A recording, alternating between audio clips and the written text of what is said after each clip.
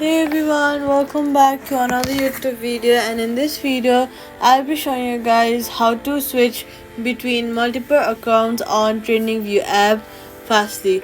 First of all, open the app and then tap on the profile icon, usually in the bottom right corner, or click on the menu and then go to the settings and then look for the switch accounts option or current username. At the top you'll see a list of options. Next, tap on the switch of account on your current username. At the top you'll see a list of previously logged in accounts. Then just tap in the one you want. If the account isn't listed, then tap login with another account and sign in using your preferred method: email, Google, Apple, or broker login. And that's it. Privacy tip: always log out of unused accounts, especially if you share your device, and avoid saving login details on public shared or devices. This keeps your watch list alerts and charts are secure.